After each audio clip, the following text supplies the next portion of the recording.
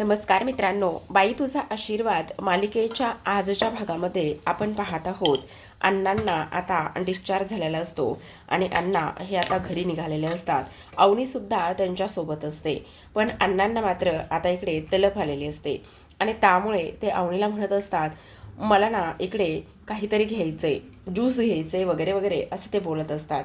तेव्हा मात्र इकडे ड्रायव्हरला गाडी बाजूला घ्यायला सांगत असतात. मला खूप भूक लागली असं सुद्धा ते इथे बोलत असतात. त्यावेळेला ड्रायव्हरला माहिती असतं की अण्णा हे सगळे कारणं कशासाठी सांगतायत म्हणून. तेव्हा ते म्हणत असतात, अहो अण्णा, तुम्ही आत्ताच बरे झाले आहात, मग तुम्हाला ह्या सगळ्या गोष्टी करण्याची काही गरज नाही आहे. हे बघा, तुम्ही आराम करा, आत्ताच एवढ्या मोठ्या आजारातून तुम्ही उठलेले आहात असं आता इकडे ते बोलत असतात. तेवढ्यातच अवनी म्हणत असते, नाही अण्णा, अजिबातच नाही, काहीही असले उद्योग करायचे नाही, समजलं तुम्हाला. काही जरी झालं ना तरी गुपचूप घरी जायचं आणि जर भूकच लागली असेल तर हे घ्या ॲपल आणि ॲपल खा असं म्हणून अवनी मात्र आता इकडे अण्णांना ॲपल खायला देत असते. आणि ॲपल खायला दिल्यानंतर आता अण्णा म्हणत असतात, अहो सुनबाई, पण पण पण बिन काही नाही अण्णा, सांगितलं ना काय करायचं आहे ते. आणि ड्रायव्हर दादा, तुम्ही कुठेही गाडी वगैरे काहीच थांबवायची नाही, सरळ सरळ तुम्ही गाडी पुढे घ्यायची असं अण्णांना आता इकडे अवनी स्पष्टपणे सक्त ताकीद देऊनच सांगत असते. अण्णांना मात्र आता अवनीचं हे वागणं फार आवडलेलं असतं. हक्काने त्यांची सून त्यांना हे सगळं काही सांगते, त्यामुळे खूप आनंद झालेला असतो. दुसरीकडे आपण पाहतो आता राजा आलेला असतो आणि राजा म्हणत असतो, असे तोंड पाडून तुम्ही सगळेजण का बसलात? तुम्हाला असे तोंड पाडून बसण्याची वगैरे काही गरज नाही आहे. तुम्हाला सांगू का, आत्ताच अवनी मॅडमचा कॉल आला होता आणि अण्णांना डिस्चार्ज झाला आहे. आपले अण्णा म्हणजे वाघ आहेत वाघ, टायगर आहेत टायगर, शेर आहेत शेर. आता त्यांनी ह्या सगळ्यांबरोबर फाईट केलेली आहे आणि फाईट करूनच ह्या सगळ्या गोष्टी इथे सिद्ध झालेल्या आहेत असं म्हटल्याबरोबर आता इकडे मात्र सगळ्यांना आनंद झालेला असतो आणि अण्णा बरे झाले आहेत ही गोष्ट मात्र इकडे ह्या मुलांना सुद्धा फार आनंदाची असते. मग आता इकडे नमिता म्हणत असते, यशोदा, असे तोंड वगैरे पाडून अजिबातच बसू नका. हे बघा, अण्णा मामा घरी येणार आहे, ते बरे झाले आहेत, ही मात्र फार आनंदाची गोष्ट आहे की नाही. त्यामुळे असे तोंड पाडून तुम्ही बसू नका. चला पटकन स्वयंपाक बनवूया. यशा, चल मी तुला स्वयंपाक बनवायला मदत करते. तेव्हा धनू म्हणत असतो, अण्णांना ना ती दोडक्याची भाजी फार आवडते, जातो आणि परदेशी जाऊन दोडके घेऊन येतो असं म्हणत असतो. तेव्हा लागलीच पाण्या मात्र खिशातले काही पैसे काढतो आणि खिशातले काही पैसे काढून लगेचच आता धनूला ते पैसे तो देत असतो आणि म्हणत असतो, जा मस्त ताजे लुसलुशीत असे दोडके घेऊन ये, जेणेकरून अण्णांना आपण मस्त अशी गरमागरम दोडक्याची भाजी वगैरे इथे देऊ शकतो असं सुद्धा आता इकडे ते बोलत असतात. मग इकडे यशोदा रडायला लागलेला असतो. मग यशा रडत असताना नमिता त्याला विचारते की वेडाईस का यशा, का रडत आहेस? अरे मामा तर इकडे आता बरे झालेले आहेत ना, मग मामा बरे झालेले असताना तुला रडायची काय गरज आहे? तेव्हा यशा म्हणत असतो, नाही रे, तसं नाही, पण खरं तर देवाचे आभार मानले पाहिजेत की एवढं सगळं काही होऊन सुद्धा इथे मात्र आपले अण्णा हे बरे आहेत म्हणून. मग आता धनू दोडके आणायला गेलेला असतो. यशोदा आणि त्याचबरोबर नमिता हे दोघी जण स्वयंपाकाला लागलेले असतात. तर दुसऱ्या बाजूला पाण्या आणि राजा आता अण्णांचा बेड हे आवरून ठेवत असतात. घर कसं स्वच्छ, निर्मळ आणि चकाचक दिसलं पाहिजे. अण्णा जेव्हा घरी येतील तेव्हा हे सगळं काही पाहून त्यांना सुद्धा आनंद झाला पाहिजे, ह्याच हिशोबाने आता हे सगळं काही करू लागलेले असतात. अण्णांसाठी तिथे बेडच्या समोर पाण्याचा ग्लास भरून ठेवण्यात आलेला असतो. त्याचबरोबर अण्णांची चादर, ह्या सगळ्या गोष्टी व्यवस्थित करून ठेवण्यात आलेल्या असतात. पण आता प्रेक्षकांनो, इकडे हे सगळं काही सुरू असताना सुलू आत्या जागी झालेली असते. जेव्हा सुलू जागी होते त्यावेळेला मात्र इथे धोंडू अण्णांच्या दाराशी येऊन इथे रडायला मोठ्या मोठ्याने सुरुवात करत असते. तेव्हा यशोदा म्हणत असतो, आता मात्र इकडे ह्या आत्याला काय झालंय, ही आत्या मात्र अशी का रडायला लागलेली आहे? तेव्हा सुलू म्हणत असते, गेला ग गेला, माझा मोठा भाऊ गेला, मला सोडून गेला आणि मला ह्या घरामध्ये हिस्सा देणार होता, पण हिस्सा न देताच गेला, खूप वाईट झालं, असा नव्हता जायला पाहिजे. माझा मोठा भाऊ होता, चांगला होता मनाने, पण चांगला असून सुद्धा इथे तो मला सोडून गेला आहे. का सोडून गेला असेल असं इकडे ती बोलत असते आणि रडायला लागलेली असते. मग आता इकडे सगळेजण बाहेर येतात आणि आत्याला समजावून सांगण्याचा प्रयत्न करत असतात की आत्या, असं काहीही झालेलं नाही, तू ह्या सगळ्या गोष्टी का बोलतेस असं म्हणत असतात. पण तेव्हा सुलू म्हणत असते, अरे पोरांनो, तो तुम्हाला पोरकं करून गेला. अगोदर लक्ष्मी सोडून गेली आणि आता मात्र तो सुद्धा तुम्हाला सोडून गेला. पोरांनो, काळजी करू नका. हा जो काही घराचा हिस्सा आहे, घर द्यायला तो मला तयार होता आणि तो हिस्सा मी त्याच्याकडून घेणारच असं सुद्धा आता इकडे ती बोलत असते. तेव्हा नमिता म्हणत असते, अगं काय करते साई, गप्पच जरा. मामा बरा आहे, मामा जिवंत आहे, तुला इथे काळजी करण्याची वगैरे काहीही गरज नाही आहे. पण तेव्हा सुलू रडायला लागते आणि सुलू म्हणत असते, नाही नाही ग, नाही नमे, बघ जरा बघ. आत्ताच मी व्हिडिओ बघितलाय आणि त्याच्यामध्ये इथे तुझा मामा जो आहे ना, तो मामा मरून गेलाय. मी आत्ताच त्या व्हिडिओनुसारच बोलते. गेला माझा सक्का भाऊ, मला इथे सोडून गेलाय. मी कशी गप्प बसू, मी कशी शांत बसू असं सुद्धा आता इकडे ती बोलू लागलेली असते. मग आता हे सगळं काही बोलत असताना आता आपण पाहतो इकडे लगेचच ही सगळं काही होत असताना तो व्हिडिओ जो आहे, तो व्हिडिओ इथे सुलू आत्या सर्वांना दाखवते. मग तो व्हिडिओ सुलू आत्याने सर्वांना दाखवल्यानंतर आता मात्र इकडे सगळेजण तो व्हिडिओ पाहतात आणि सगळेजण तो व्हिडिओ पाहिल्यानंतर इथे सर्वांना खूप मोठा धक्का बसतो. कारण त्या व्हिडिओमध्ये स्पष्टपणे दिसत असतं की महेशने कशा पद्धतीने जो काही सुरा आहे तो अण्णांच्या पोटामध्ये खुपसला आणि अण्णांच्या पोटामध्ये तो सुरा खुपसून मात्र कशा पद्धतीने इथे अण्णांना मारलं, ह्या सगळ्या गोष्टी इथे स्पष्टपणे आता दिसू लागलेल्या असतात. आणि त्यामुळे मात्र इकडे आता ह्या मुलांना सुद्धा असं वाटत असतं की नाही, इथे आमचे जे अण्णा आहेत ना, ते अण्णा खरंच इकडे आम्हाला सुद्धा सोडून गेले आहेत. अण्णा, तुम्ही असं का केलं, तुम्ही आम्हाला सोडून का बरं गेला आहात, असं सुद्धा आता इकडे ही मुलं म्हणत असतात, रडायला लागलेले असतात. आणि रडत असतानाच आता मात्र इकडे यशोदा तर जो आहे तो इकडे डोक्याला हात लावूनच बसलेला असतो. जेव्हा तो डोक्याला हात लावून बसतो त्यावेळेला मात्र आपण पाहतो इकडे आता काही जरी झालं तरी सुद्धा दारामध्ये गाडी आलेली असते. मग जेव्हा दारामध्ये गाडी येते त्यावेळेला मात्र इथे लगेचच अवनी जी आहे ती अवनी इथे अण्णांना गाडीतून बाहेर काढण्याचं काम करत असते. मग अण्णांना गाडीतून बाहेर काढण्याचं काम केल्यानंतर लगेचच आता आपण पाहतो इकडे सगळ्यांचं लक्ष अण्णांकडे जात असतं. पण सुलू रडत असते. ह्या सगळ्यांना तर आनंद झालेला असतो, पण सुलू रडत असताना मात्र इथे अण्णासुद्धा येतात आणि अण्णासुद्धा आल्यानंतर आता मात्र अण्णा ह्या सर्वांना गुपचूप बसा, काहीही बोलू नका असं स्पष्टपणे आता इकडे ते सांगत असतात. मग अण्णांनी सर्वांना सक्त ताकीद दिल्यानंतर गप्प बसा असं सांगितल्यानंतर आता सगळेजण गप्प बसतात. सुलूचा मात्र भोंगा हा चालूच असतो. सुलू म्हणत असते, माझा एकुलता एक भाऊ होता, मला तो सोडून गेला आणि मला ह्या घरामध्ये हिस्सा देणार होता. माझा मोठा भाऊ होता, मोठ्या भावाची अशी अपेक्षा होती का, आणि तो मला सोडून का बरं गेला, असं म्हणूनच रडू लागलेले असते. आणि रडत असताना आता अण्णा मात्र इथे आता सुलूच्या जवळजवळ येऊ लागलेले असतात. जेव्हा सुलूच्या जवळजवळ येऊ लागलेले असतात त्यावेळेला मात्र आपण पाहतो की आता इकडे ही जी काही सुलू आहे ती सुलू मात्र इथे लगेचच घाबरते. कारण अण्णा तिच्या चेहऱ्यासमोर फक्त त्यांचा एक हात घेऊन जातात आणि तिच्या चेहऱ्यासमोर एक हात घेऊन गेल्यानंतर सुलूला असं वाटत असतं की इकडे धोंड्याचं भूत आलं आहे. म्हणूनच इकडे ती घाबरते आणि म्हणत असते, बघितलं, मेला तरीसुद्धा इथे मात्र मला हा अजिबातच सोडत नाही आहे. काय करायचं मला कळत नाही आहे, काय करू मी. बघितलंस का, हा मोठा भाऊ आहे आणि मोठा भाऊ असून सुद्धा हा अशा पद्धतीने माझ्यासोबत वागत आहे. काय करायचं मला अजिबातच समजत नाही आहे. काय करू मी, काय करू. बघितलं कसा कसा इथे भूत बनवून माझ्यासमोर आला आहे, असं आता इकडे ते बोलत असतात. तेव्हा मात्र लगेचच अण्णा म्हणत असतात, अगे सुले गप्प बस, मी मेलो नाहीये, मला काहीही झालेलं नाहीये. काय झालंय मला, आणि इथे तू काळजी करू नकोस. अगं हे घर तुला मिळणार नाहीये, हे घर माझ्या सुनेचं आणि माझ्या मुलाचं आहे, त्यामुळे तुला काळजी वगैरे करण्याची गरज नाही. तेवढ्यातच पायल आलेली असते. पायलने सुद्धा ती रील बघितलेली असते आणि त्यामुळेच ती सुद्धा धावतच येते. मग आता ती सुद्धा धावतच आल्याबरोबर आपण पाहतो इथे आता ती सुद्धा दूर उभी राहूनच रडायला लागलेली असते आणि म्हणून म्हणत असते की अरे कसं झालं, अहो जाऊबाई, अहो जाऊबाई, आपले आपले सासरे आपल्याला सोडून गेले. अहो जाऊबाई, आपले सासरे आपल्याला सोडून जायला नको होते का? आपले सासरे आपल्याला सोडून गेले जाऊबाई, सांगा ना, सांगा ना, असं म्हणून ती रडत असते.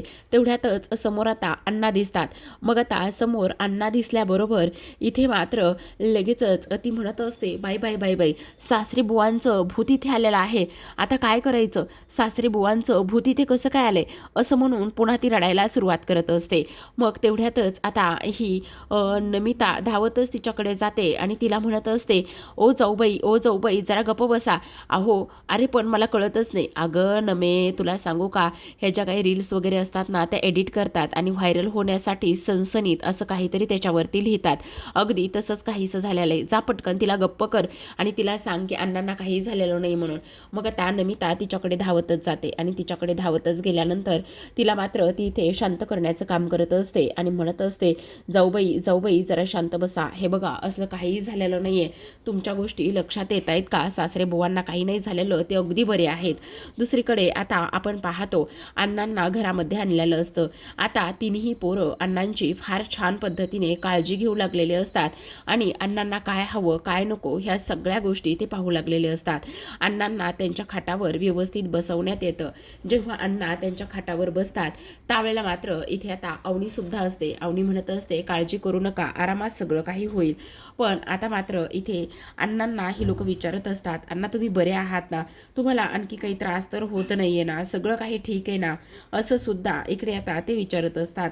मग हे सगळं काही विचारल्यानंतर आता अण्णा म्हणत असतात, मला काही होणार नाहीये, मी अगदी बरा आहे, काळजी करण्याची वगैरे अजिबातच गरज नाही आहे. अरे आपली स्टील बॉडी आहे, स्टील बॉडी, आणि स्टील बॉडी असल्या कारणाने आपल्याला काय होणार आहे, काहीच होणार नाही आपल्याला, आपण एकदमच बरे आहोत, असं सुद्धा आता इकडे तो बोलत असते. तेव्हा अवनी म्हणत असते, अण्णा आत्ता जरी तुम्ही बऱ्या असलात ना तरी सुद्धा मला तुम्हाला एक गोष्ट सांगायची, आता आपण अजिबात शांत बसायचं नाही. काही जरी झालं ना तरी सुद्धा आपण मात्र ना इकडे आता पोलीस स्टेशनमध्ये जायचं आहे आणि पोलीस स्टेशनमध्ये जाऊनच सगळ्या काही गोष्टींचा सोक्षमोक्ष लावायचा आहे, असं आता इकडे ती बोलत असते. तेव्हा मात्र इथे ते म्हणत असतात, काय गरज आहे ह्या सगळ्या काही गोष्टी करण्याची. तेव्हा मात्र इथे आता अवनी म्हणत असते, का नाही, का नाही हे सगळं काही करायचं, कारण करायचं, काही जरी झालं ना तरी सुद्धा आता माझ्या दादाचं खूपच जरा जास्त झालंय. जर अण्णांना काही झालं असतं तर मग काय करायचं होतं. पण आता मात्र अण्णा म्हणत असतात, सुनबाई, सुनबाई, जरा शांत बसणार आहात का तुम्ही. हे बघा मी ठीक आहे ना, मला काहीही झालेलं नाही, अगदी मी ओके आहे, अगदी ठणठणीत आहे, तुम्ही अजिबातच काळजी करू नका, सगळं काही ठीक आहे ना. आणि हे बघा इथे काही जरी झालं ना तरी सुद्धा इथे आपण ह्या सगळ्या गोष्टींचा एवढा विचार नाही करायचा. काही जरी झालं तरी आपण ठीक आहोत ना, मग आपण ठीक असल्यामुळे इथे कोण कसा वागतो, काय करतो, ह्या सगळ्या गोष्टींचा एवढा विचार कशाला करायचा. तुम्ही अजिबातच ह्या सगळ्या गोष्टींचा एवढा विचार अजिबातच करू नका, असं सुद्धा आता इकडे ते बोलत असतात. मग आता हे सगळं काही बोलल्यानंतर दुसरीकडे आपण पाहतो अवनी ह्या सगळ्यांना इथे आता स्वारी म्हणत असते आणि त्यांची माफी मागत असते. खरं तर हे सगळं काही जे आहे ना ते माझ्यामुळे झालेलं आहे, ह्या सगळ्या गोष्टींना इथे मी जबाबदार आहे, हे सगळं नव्हतं व्हायला पाहिजे. कारण इथे अण्णा जर ह्या सगळ्या गोष्टीमध्ये आले नसते तर हे काहीच झालं नसतं, असं सुद्धा आता इकडे ती बोलत असते. मग हे सगळं काही बोलल्यानंतर आता मात्र अण्णा म्हणत असतात, अहो सुनबाई, तुम्ही उगाचच कशाला स्वतःला त्रास करून घेताय. हे बघा, काही नाही झालेलं आणि तुम्हाला अजिबात इथे काळजी करण्याची वगैरे अजिबातच गरज नाही. अगदी सगळं ठीक आहे. मी सुद्धा बरं आहे ना. आणि आपलं कसं आहे ना, इथे स्टील बॉडी असल्यामुळे आपल्याला काहीच होणार नाही, ही सुद्धा तेवढीच महत्त्वाची गोष्ट आहे की नाही. त्यामुळे तुम्ही काळजी करू नका. पण आता मात्र इकडे हा जो काही पाण्या आहे तो चिडतो आणि म्हणत असतो, नाही, त्या महेशला तर शिक्षा भेटलीच पाहिजे, कारण त्या महेशचं जरा अतीत झाला आहे, तो इथे शिक्षा देण्याच्याच योग्य आहे, असं सुद्धा आता इकडे तो बोलत असतो. त्यावेळेला मात्र इकडे आता लगेचच अण्णा म्हणत असतात, सुनबाई, हे सगळं करण्याची काहीच गरज नाही. येते तुमच्या ध्यानामध्ये का आणि कशामुळे ह्या सगळ्या गोष्टी करायच्या. हे बघा, माणूस चुकतो, मान्य आहे, तो तुमचा भाऊ आहे, पण तुम्हाला इथे त्याला शिक्षा करण्याची आणि शिक्षा देण्याची काही गरज नाही. समजलं, आलं ध्यानामध्ये. तेव्हा मात्र इकडे ही म्हणत असते, यशोदा, तुम्हीच एकदा हे सगळं काही समजून सांगा ना प्लीज, कारण तुम्हाला सांगू, इथे त्याला शिक्षा होणं आणि ह्या सगळ्या गोष्टी होणं फार गरजेचं आहे, असं सुद्धा आता इकडे ती बोलत असते. मग आता मात्र इकडे हा यशोदा म्हणत असतो, जो चुकतो त्याला समजावून सांगण्यात येतं, पण अण्णा मात्र इकडे काहीही चुकत नाहीत. आणि त्याचबरोबर इकडे काही जरी झालं तरी सुद्धा इथे मात्र हे जे काही अण्णा आहेत ते अजिबात चुकीचे नाही आहेत, असं सुद्धा आता इकडे ती बोलत असते. मग आता हे सगळं काही बोलल्यानंतर आपण पाहतो इकडे अवनी म्हणत असते, ठीक आहे, तुम्हाला इकडे कोणीही काही बोलण्याची काहीच गरज नाही आहे, असंच ना, असं सुद्धा आता इकडे ती बोलत असते. दुसरीकडे आपण पाहतो आता अण्णांना थोडंसं खायला प्यायला दिलेलं असतं, पाणी प्यायला दिलेलं असतं. तेव्हा अण्णा म्हणत असतात, आता मी अगदी ठीक आहे, माझी काळजी वगैरे करण्याची काहीच गरज नाही आहे. हे पुन्हा एकदा सिद्ध झालेलं आहे की आपली जी बॉडी आहे ना, ती अगदीच स्टील बॉडी आहे, त्यामुळे काळजी वगैरे करण्याची काहीच गरज नाही, असं सुद्धा आता इकडे ते बोलू लागलेले असतात. मग हे सगळं काही बोलल्यानंतर अवनी रडायला लागते. आता अवनी रडत असताना अण्णा म्हणत असतात, काय झालं, का रडायला लागल्या सुनबाई तुम्ही. तेव्हा अवनी म्हणत असते, नाही अण्णा, हे सगळं माझ्यामुळे झालंय. तुम्ही ना इथे मध्ये पडायला नको होतं. का मध्ये पडलात आणि का उगाच स्वतःला अशा पद्धतीने त्रास करून घेतला. अण्णा, तुम्ही खरंच मध्ये पडायला नको होतं. मग अण्णा म्हणत असतात, हो, पोरा हो, पोलिसांना फोन करा. ह्या सगळ्या गोष्टी ज्या आहेत ना, त्या फक्त आणि फक्त इथे ह्या सुनबाईमुळे झालेल्या आहेत. ह्या सगळ्या गोष्टीला ना इथे फक्त सुनबाई जबाबदार आहेत. लावा, तुम्ही एक काम करा, पोलिसांना फोन लावा. तेव्हा अवनी म्हणत असते, काय, हो, कारण तुमच्यामुळे हे सगळं झालेलं आहे ना, तुमच्यामुळे इथे मला असं लागलेलं आहे आणि तुम्हीच माझ्या पोटामध्ये चाकू खुपसला आहे, बरोबर की नाही. तेव्हा मात्र अवनी म्हणत असते, अण्णा, काय बोलताय तुम्ही हे. हो, मग मी तेच बोलतोय जे तू ऐकतेस ते.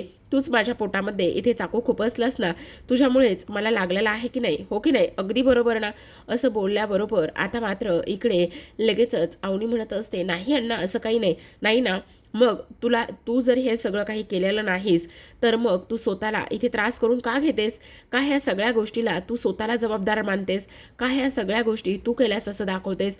हे बघ सुनबाई, काही झालं ना तरी सुद्धा एक गोष्ट ध्यानात ठेवायची, आपण कोणती गोष्ट केलेली नाही ना, त्या गोष्टीचं गिल्ट आपण आपल्या मनामध्ये ठेवायचं नाही आहे. ह्या सगळ्या गोष्टी तू केलेल्या नाही आहेस ना, मग कशाला उगाच स्वतःला त्रास करून घेतेस. हे बघ, काही जरी झालं ना तरी सुद्धा माणसाने एकमेकांना माफ करणं हे सगळ्यात जास्त महत्त्वाचं आहे. आणि मला त्या महेशबद्दल काहीच वाटत नाही आहे. मी त्याला इथे माफ केलेलं आहे, त्यामुळे तू सुद्धा त्याला माफ करून टाक. आणि काही जरी झालं तरी सुद्धा इथे तुला त्याला माफ करावंच लागणार आहे, असं सुद्धा अण्णा आता इकडे स्पष्टपणे बोलत असतात. तेव्हा हे सगळं काही बोलल्यानंतर आता मात्र अवनीला ते म्हणत असतात, त्याचं काय ना सुनबाई, खरंच सांगू का, मला ना इकडे खूप मोठी तलब झाली. आता अवनी म्हणत असते, तलब झाली तुम्हाला कसली तलब झालेली आहे, असं सुद्धा आता इकडे ते बोलत असतात. मग आता हे सर्व काही बोलल्यानंतर आपण पाहतो इकडे अण्णा रडायला लागलेले असतात. आणि अण्णा रडायला लागल्यानंतर आता मात्र इथे अवनी ह्या सगळ्या गोष्टी व्यवस्थित समजून आणि हे सगळं काही करण्याचं काम करत असते. काही जरी झालं ना तरी सुद्धा आता मात्र इकडे ते म्हणत असतात, हे बघ सुनबाई, स्वतःला इथे वाईट वाटून घेण्याची काहीच गरज नाही. काही जरी झालं ना तरी ह्या सगळ्या गोष्टीच्या मागे तू अजिबातच नाही आहेस, हे एकदा तू समजून घे. आणि त्याहूनही सगळ्यात महत्त्वाची गोष्ट म्हणजे काही जरी झालं तरी सुद्धा इथे तुला इथे स्वतःला वाईट वाटून घेण्याची सुद्धा गरज नाही आहे. हे बघ, माणूस चुकतो आणि तो चुकला आहे. त्याचबरोबर तो तुझा भाऊ आहे आणि तो तुझा भाऊ असल्या कारणाने इथे काही जरी झालं तरीसुद्धा एक गोष्ट मात्र तू नीट ध्यानात ठेवायची आणि ती म्हणजेच की सगळं काही माफ करून टाकायचं, समजलं? असं सुद्धा आता इकडे तो तिला सांगत असतो. तेव्हा मात्र अवनी म्हणत असते, खरं सांगू का अण्णा, तुमचं ना इथे कोणी काहीच करू शकत नाही आणि त्याचबरोबर काही जरी झालं तरीसुद्धा इथे मात्र तुमची कोणीही इथे बरोबरी करू शकत नाही. तेव्हा यशोदा म्हणत असतो, बरं अण्णा, मी आत्ता काय बोलतोय ते एकदा ऐकून घ्या. आता खूप झालं, आता तुम्हाला आराम करायचा आणि औषध घ्यायचं. तेव्हा मात्र इकडे आता अण्णा म्हणत असतात, नाही, काही जरी झालं ना तरीसुद्धा मला औषध वगैरे अजिबातच घ्यायचं नाही आहे. का तुम्हाला औषध का बरं घ्यायचं नाही आहे? असं बोलल्याबरोबर आता मात्र ते सगळेजण म्हणत असतात, कारण नाही घ्यायचं औषध, नको आहे मला, नाही घेणार आहे मी औषध, असं सुद्धा आता इकडे ते बोलत असतात. मग आता मात्र इकडे सगळेजण अण्णांना औषध घेण्यासाठी तयार करत असतात आणि अण्णांना म्हणत असतात, काही जरी झालं तरीसुद्धा औषध हे तुम्ही घ्यायचंच, असं म्हणून आता लगेचच ते सर्वजण इथे अण्णांना औषध पाजत असतात. मग अण्णांना औषध पाजल्यानंतर इथे अण्णा म्हणत असतात, अरे रे रे, आता मला इथे उलटी होईल. नाही, तुम्हाला काही होणार नाही, तुम्हाला काळजी वगैरे करण्याची काहीच गरज नाही, समजलं? आता तुम्ही औषध घेतले ना, आता तुम्ही कसे ठणठणीत बरे होत आहे ते बघा. पण अण्णा म्हणत असतात, बरं ठीक आहे, तुम्ही आता एक काम करा, ताबडतोब जा आणि ताबडतोब तुम्ही झोपा, समजलं? माझी काळजी वगैरे करण्याची तुम्हाला काहीही गरज नाही, समजलं? असं सुद्धा आता इकडे ते बोलत असतात. तेव्हा मात्र इथे आता सगळेजण आनंदात असतात, कारण अण्णा जे आहे ते अगदी ठणठणीत आता इकडे बरे होत असतात. तर आता प्रेक्षकांनो, आजच्या भागामध्ये एवढंच. उद्याचा भाग पाहायचा असेल तर नक्की चॅनलला सबस्क्राईब करा आणि उद्याच्या भागामध्ये पाहत राहा की इथे आता हा राजा जो आहे ना, तो राजा इकडे अवनीला स्वारी म्हणत असतो, थँक्यू म्हणत असतो आणि आज मात्र अण्णा जे वाचलेले आहेत ना, ते फक्त आणि फक्त तुमच्यामुळे वाचलेले आहेत, असं तो बोलत असतो. आणि हे सगळं काही बोलल्यानंतर आता मात्र इकडे लगेचच हा राजा म्हणत असतो, अच्छा, तुम्ही मला स्वारी म्हणणार आहात, मला थँक्यू म्हणणार आहात का? बरोबर आहे ना? तसं अवनी म्हणत असते, हो, तसंही इथे अण्णा माझे कोण आहेत ना, अण्णाचं आणि माझं नातं फारसं काय आहे, काहीच नाही, त्यामुळे तू मला इथे थँक्यू म्हणू शकतोस, बरोबर की नाही? असं बोलल्याबरोबर आता मात्र इकडे राजा म्हणत असतो, नाही नाही, तसं काही नाही, खरं पाहायला गेलं ना तर आपल्या दोघांचं सुद्धा नातं अगदीच तसं नाही आहे ना, आणि आपल्या दोघांचं सुद्धा नातं अगदीच तसं नसल्या कारणाने ह्या सगळ्या गोष्टी अशा होत आहेत, बरोबर की नाही? आणि तर आता इथे अवनी राजाचा हात हातामध्ये घेते आणि तेव्हा त्याच्याबरोबर फ्रेंड्सचं जे काही नातं आहे ते नातं आता इकडे ती बोलायला सुरुवात करत असते. ती म्हणत असते की आजपासून आपण दोघेही जण इथे मित्र आणि मैत्रिणी, त्याचबरोबर ह्या नात्यापेक्षा वेगळं आणि चांगलं असं काहीच नसणार आहे, असं सुद्धा आता इकडे ती स्पष्टपणे बोलू लागलेली असते. आता राजा आणि अवनी ह्या दोघांमधली मैत्री पाहून यशोदा सुखावलेला असतो. ह्यांचं नातं असंच पुढे जावं असं यशोदा मनोमन प्रार्थना करत असतो आणि काही जरी झालं तरीसुद्धा अवनी ह्याच घरची सून व्हावी असं यशोदाला मनोमन वाटत असतं. तर प्रेक्षकांनो, पाहत रहा बाई तुझा आशीर्वाद. भेटूया उद्याच्या भागात.